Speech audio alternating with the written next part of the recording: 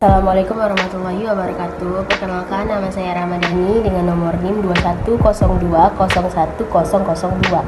Baiklah, di sini saya akan mempresentasikan hasil PPT saya dengan judul konsep umum penyakit. Baiklah, yang pertama, konsep umum penyakit.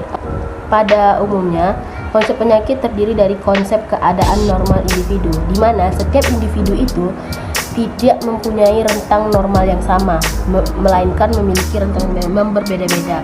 Dirumuskan dengan besarnya nilai normal untuk setiap individu tidaklah sama. Dengan materi selanjutnya, faktor-faktor yang mempengaruhi perbedaan keadaan normal individu pertama terdiri dari susunan gen dan genetik setiap individu yang berbeda satu dengan yang lainnya. Yang kedua, setiap individu memiliki pengalaman hidup yang saling berbeda yang disebabkan oleh interaksi dengan lingkungan di sekitar. Selanjutnya, ada perbedaan pengendalian fungsi mekanisme dalam tubuh yang disebabkan oleh perbedaan makanan, minuman, dan aktivitas. Selanjutnya, apa itu konsep tentang penyakit? Apa itu penyakit? Nah, di sini dapat kita simpulkan. Konsep penyakit adalah menurut pengertian penyakit adalah dapat didefinisikan sebagai perubahan dalam diri seseorang yang dapat menyebabkan perubahan pada parameter kesehatan di luar rentang normal, nilai normal, atau penyakit adalah kondisi abnormal tertentu yang secara negatif mempengaruhi struktur atau fungsi sebagian seluruh tubuh suatu makhluk hidup dan bukan diakibatkan oleh cedera eksternal apapun. Penyakit juga dikenal sebagai kondisi medis yang berhubungan dengan gejala dan tanda klinis tertentu.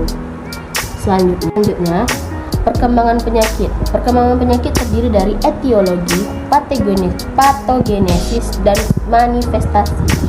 Etiologi adalah faktor penyebab terjadinya penyakit, misalnya kuman, umur, status gizi, dan sebagainya. Selanjutnya, patogenesis. Patogenesis adalah mekanisme proses perjalanan penyakit sebagai reaksi sel atau jaringan terhadap faktor etiologi, mulai dari stimulus pertama hingga bentuk akhir suatu penyakit. Terakhir, manifestasi, yaitu gejala dan tanda suatu penyakit.